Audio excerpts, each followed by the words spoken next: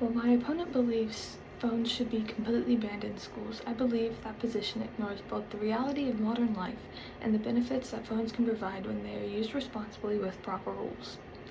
My opponent focused heavily on the negative side of phones, especially distraction, cheating, and mental health concerns. While those concerns are real, a complete ban is not the best solution. First, let's talk about distraction. Yes, phones can distract students if they are misused, but phones are not the only thing that distracts students in school. Students can be distracted by friends, conversations, laptops, notes, or simply losing focus. Distraction has always existed in classrooms. Schools already deal with distractions every day through rules and classroom management. We do not ban everything that could possibly interrupt learning. Instead, we create expectations and consequences. That is exactly what schools should do with phones. For example, schools should require phones to stay silent and out of sight during instruction. Teachers can allow them only when needed for educational purposes. Students who misuse phones can face consequences such as confiscation or disciplinary action. That approach teaches responsibility and self-control rather than relying on total restriction. My opponent also argued that phones hurt academic performance. However, phones can actually support education when used correctly. Students today use phones for calculators, research, flashcards, reminders, calendars, educational videos, and much more.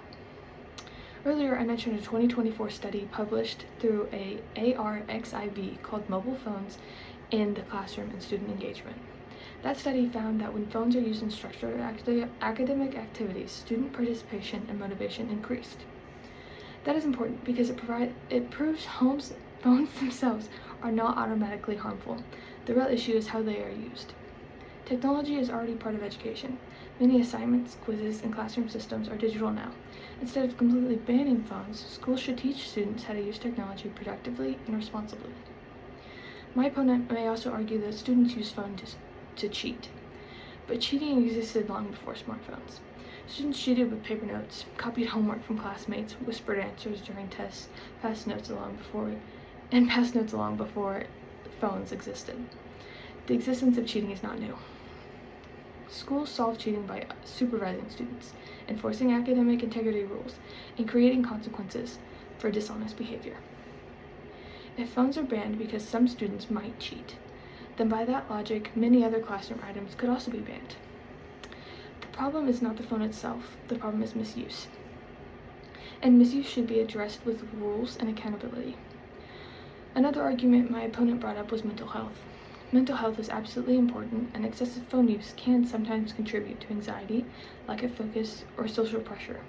But once again, completely banning phones at school does not fully solve these issues.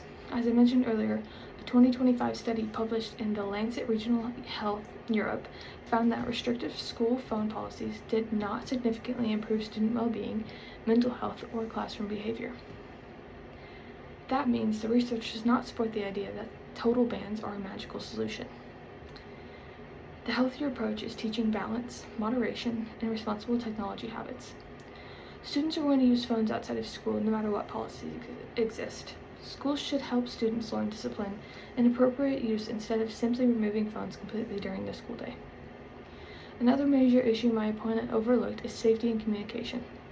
Phones allow students and parents to communicate quickly during emergencies, transportation changes, family situations, or medical concerns.